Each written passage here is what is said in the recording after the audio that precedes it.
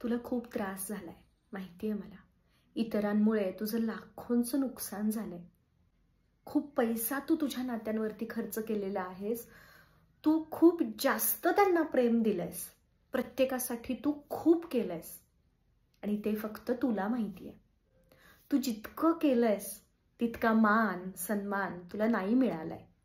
तू किती त्यांच्यासाठी केलंयस ते त्यांनी कधीच बाहेर काढलेलं नाहीये आणि तरी देखील त्यांच्या अपेक्षा संपत नाहीयेत. या सगळ्याचा परिणाम तुझ्यावरती खूप होतोय. तुला त्याचा खूप त्रास होतोय. तुझी कामं वेळेवर होत नाहीयेत. तुझे विचार भरकटत चाललेत. तुझ्या तब्येतीवरती, तुझ्या वजनावरती याचा परिणाम होतोय. पण आता तुला या सगळ्यातून बाहेर पडायचंय. सगळ्या गोष्टींचा स्वीकार कर की काही नाती ही अशीच असणार आहेत. काही लोक हे असेच असणार आहेत. ते कधीच तुझा हेतू किंवा तुझं काम किंवा तू त्यांच्यासाठी किती केलंयस याचं भरभरून कौतुक ते नाही करणार. ते करूच शकत नाहीत. त्यांची तेवढी कॅपॅबिलिटीच नाहीये की ते तुझं कौतुक करतील. त्यामुळे त्यांच्याकडून कौतुकाची अपेक्षा, मायेची अपेक्षा सोडून दे. पूर्णपणे त्यांचा भावनिक दृष्ट्या त्याग कर.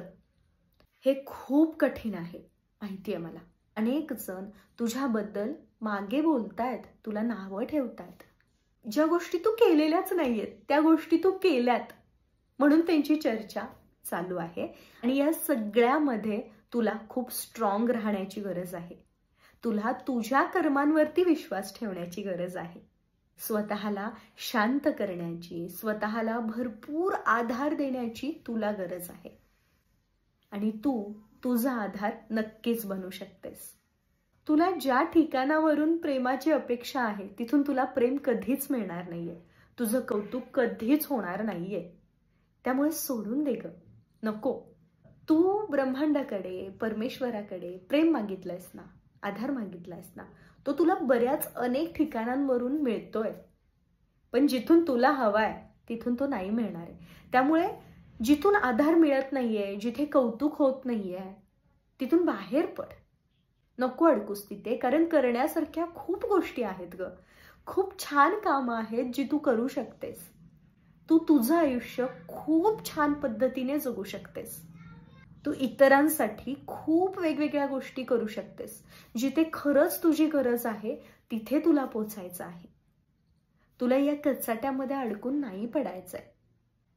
कितीही त्रास झाला तरी तुला ह्या सगळ्यातून बाहेर पडण्यासाठी प्रयत्न करावा लागेल. कारण तुझा जन्म या सगळ्या गोष्टींसाठी नाही झालाय. हो, लोक नावं ठेवणार, लोक नको नको ते बोलणार. त्यांना जसं चित्र दाखवलं जातंय तशा पद्धतीने ते तुझ्याकडे बघणार. पण खरं काय आहे याचा कोणीही शोध घेणार नाही.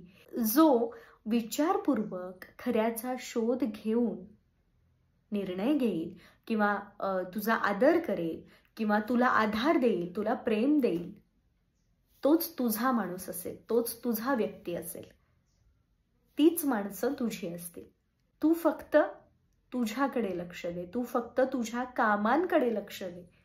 आणि ज्या नात्यांमध्ये तुला वाईट अनुभव आलेत, ज्या लोकांमुळे तुला वाईट अनुभव आलेत, जिथे तुझ्या असण्याचा रिस्पेक्ट नाहीये, जिथे तुझ्या असण्याचा आदर नाहीये, तिथून दूर जा. तिथून काढता पाय घे. अप्रत्यक्षपणे कर्तव्य करत राहा. तुझ्या यशाचं, तुझ्या भविष्याचं चिंतन कर.